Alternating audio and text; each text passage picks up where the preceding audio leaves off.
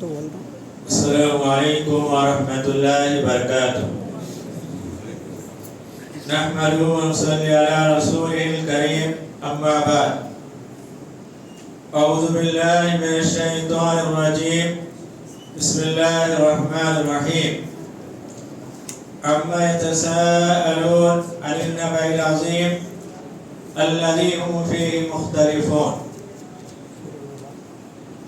آج کی تلاوت میں 30واں پارہ جس میں 30 پر 7 سورتوں کی تلاوت ہوئی، انشاءاللہ ہر سورت میں سے ایک یا 2 آیت کا خلاصہ پیش کیا جائے۔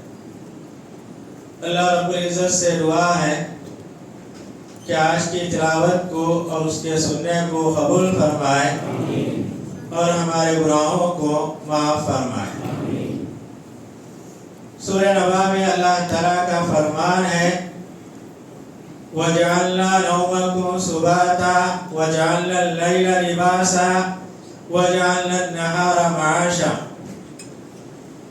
ہم نے تمہارے نیند کو آرام کا ذریعہ بنایا۔ دن بھر آدمی محنت کرتا ہے، اس کا جسم حرکت کرتے رہتا ہے، جب آرام کرتا ہے بستر پہ لیٹتا ہے اس کا سارا جسم کیا ہے؟ سکون اختیار کرتا ہے۔ یہ اللہ کی نعمت ہے۔ تو اللہ تعالیٰ نیند کے ذریعے سے انسانی تھکان کو دور کرتے ہیں۔ اور رات کے تعلق سے اللہ نے یہ کہا ہم نے رات کو لباس بنایا۔ لباس کیا ہے؟ انسانی جسم کو ڈھانپتا ہے۔ یہ رات کیا ہے؟ ہم کو ڈھانپ لیتی ہے۔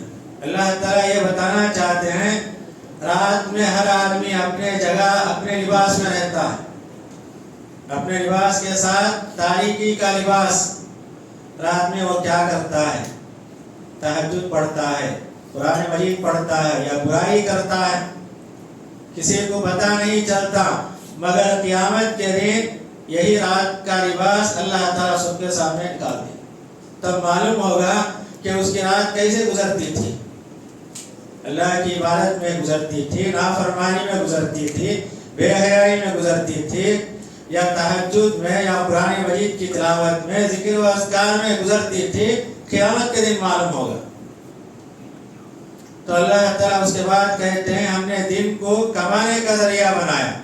دن ہوتے ہیں تو بیدار ہو جاتے ہیں، محنت مزدوری کے لیے جاتے ہیں۔ تو اللہ تعالیٰ یہ بتانا چاہتے ہیں رات میں وقتی طور پر تمہیں نیند آتی ہے، نیند کے بعد بیداری آتی ہے، مرنے کے بعد تمہیں خبر میں آرام کرنا ہے۔ یہ لمبی مدت ہے، لمبی مدت سونے کے بعد بیدار ہونا ہے۔ رات دن کا نظام یہ بتاتا ہے تھوڑی دیر کے لیے ہم موت میں جاتے ہیں، تھوڑی دیر کے بعد بیدار ہوتے ہیں۔ ایک وقت آئے گا جہاں لمبی نیند ہوگی، اس کے بعد ہمیشہ کی زندگی۔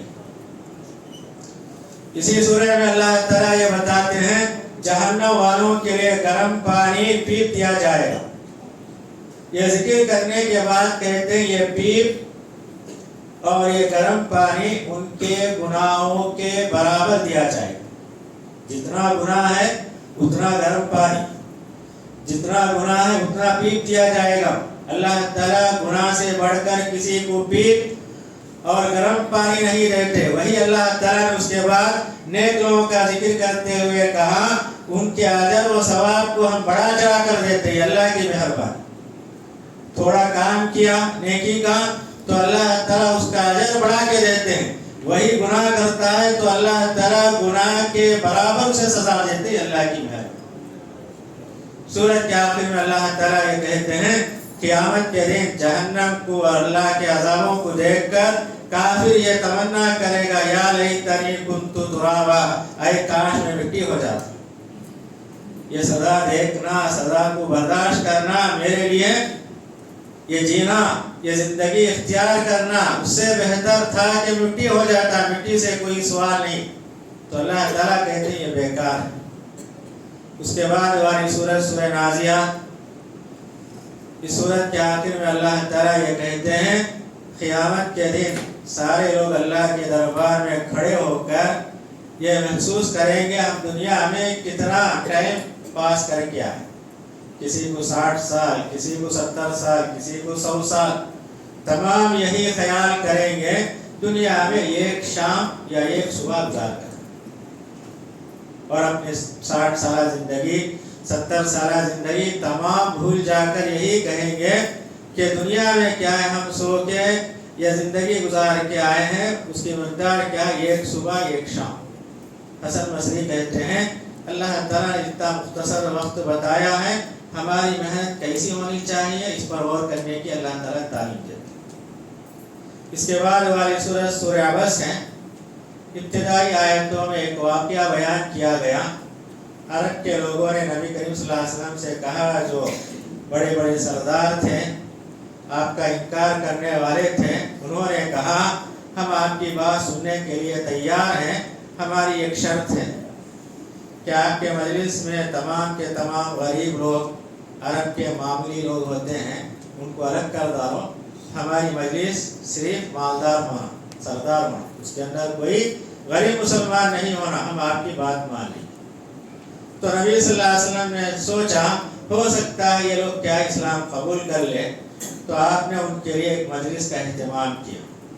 وہ مجلس چل رہی تھی، اتنے میں ایک اندھے صحابی، ان کا نام عبداللہ ابن ام مکتوم رضی اللہ تعالیٰ عنہ، ان کو معلوم ہوا نبی کریم صلی اللہ علیہ وسلم لوگوں کو پیغام دیتے ہیں، ان کی مجلس سے دوڑتے ہوئے آئے، مجلس کے اندر داخل ہو گئے، تمام بڑے سردار بیٹھے ہوئے تھے، نبی کریم صلی اللہ علیہ وسلم کو دیکھ کے اپنا چہرہ انہوں نے بگاڑ لیا، کیونکہ سردار نے شرط رکھی تھی ہماری مجلس میں ہم لوگ ہوں گے، کوئی غریب آدمی، معمولی آدمی نہیں ہوگا۔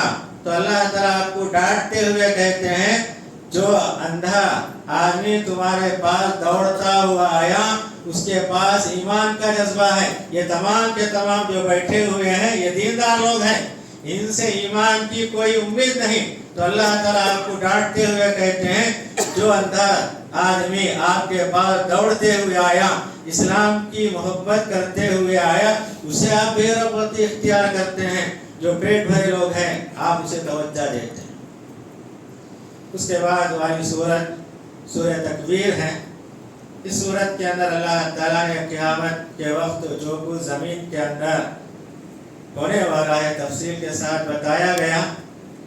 اللہ تعالیٰ بیچ میں ایک آیت بیان کرتے ہیں، قیامت کے دن ان بچوں سے اللہ تعالیٰ سوال کریں گے جو اسلام سے پہلے ان کو زندہ دفن کیا کرتے تھے، عرب کے اندر اسے آگ سمجھتے تھے، اگر کسی کے گھر کے اندر بچی پیدا ہوتی اسی بچی کو لے جاتے، زمین کھود کے اس کے اندر دفن کرتے، تمام کے سامنے اللہ تعالیٰ ان تمام بچوں کو زندہ کر کے ان سے سوال کریں گے تمہارا کون سا گناہ تھا، کس گناہ کی وجہ سے تم کو زمین میں دفن کیا گیا۔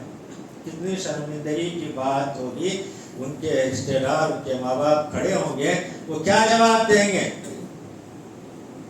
عورتوں پر اتنا بڑا ظلم ہوا کرتا تھا جاہلیت کے زمانے میں، اسلام آنے کے بعد اسے مٹایا۔ بچوں کی تربیت پر اللہ کے نبی کریم صلی اللہ علیہ وسلم نے جنت کا وعدہ کیا۔ اس کے بعد والی سورہ سورہ انفطار ہے۔